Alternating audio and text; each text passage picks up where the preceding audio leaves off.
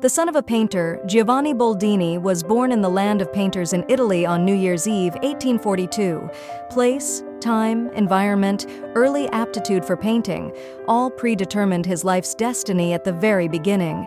Giovanni received a good academic education at the Florence Academy of Arts. His first steps in art were successful already in his homeland. In his native Ferrara, he quickly became famous and in demand. The world beckoned the artist with the colors of new trends. The dawn of the beautiful era, the dawn of several trends that forever changed the world of beauty. He visited Paris and London. Having looked around in the hectic and fast-moving Europe of that time, getting acquainted with the restless French, Giovanni Boldini for several years settled in Britain. Here he gained fame as one of the best portraitists. It should be said that there and without him, there was someone to write portraits of noble offspring and the powerful of this world. But his brush created such vivid images and imagination created such interesting compositions that the London high society did not leave the master without orders. Probably Giovanni Boldini could continue his career as a famous portraitist in Old England. In general, it was quite a logical way to continue his career, but something again moved his nature and did not give rest, despite the obvious success in his career. In 1872, already established and quite wealthy by that time, the artist Giovanni Boldini settled in Paris. Why? To make friends with his brothers on the brush and canvas, to compete in the sharpness of artistic thought, to improve their capabilities, to argue and live. After all, Paris was then the undisputed capital of all artistic creativity. In those years, he was friends with famous artists such as Sargent, Degas, and Elieu. His paintings were exhibited in the most prestigious salons in France. For them, the artist received several high honors and awards. Among them are 2 Grand Prix of the World Paris Exhibition.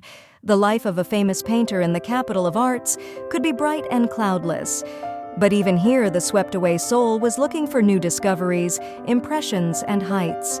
The creativity of the Italian, who worked in the center of the boiling volcano of progressive art, inherited the traditions of the great Italians of the Florentine school, absorbing the most daring ideas of new trends. But even such a concept seemed not enough. The artist tirelessly searched for his own forms of expression of his view, his own handwriting for the surrounding reality, airy constructions on the canvas, fantasies of lines of background and furnishings in combination with painstakingly drawn details, a technique peculiar to many artists of this era. But his confident constructions of simplified planes in space, expressive lines of combining objects and images, are considered by many critics to be technical discoveries both in the portrait genre and in the landscape direction. Some of Boldini's paintings, including portraits of well-known personalities of the time, are interesting for their ironic presentation. In some places, even a sneer can be seen. Dogs fit into the lines of the figure and clothes, the movement of a hand, a foot in a lacquered slipper in a single action with the movement of Pekingese bodies. What is this? Mockery?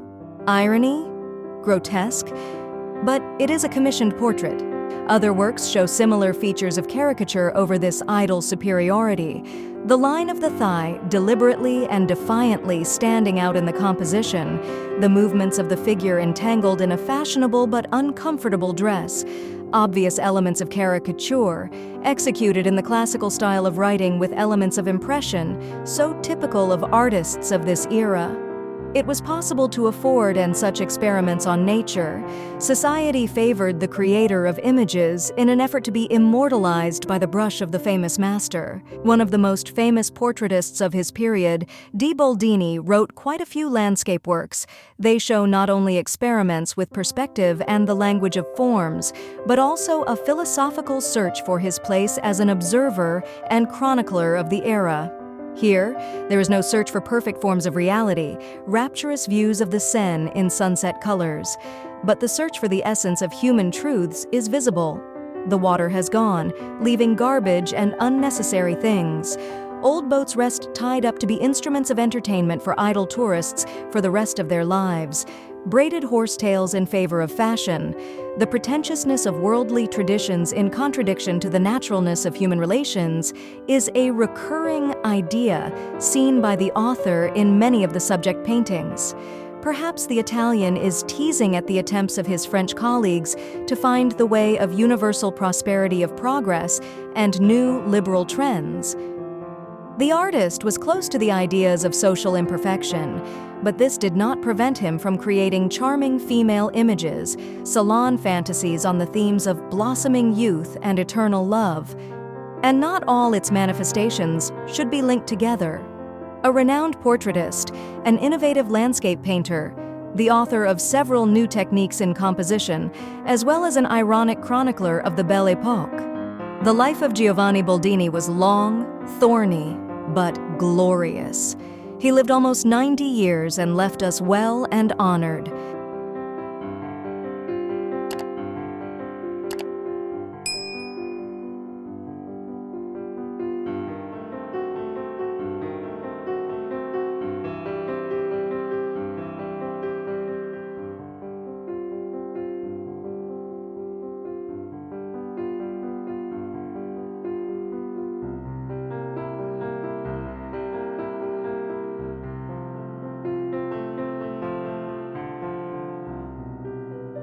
Thanks for watching to the end. Likes and comments are a great way to support the channel.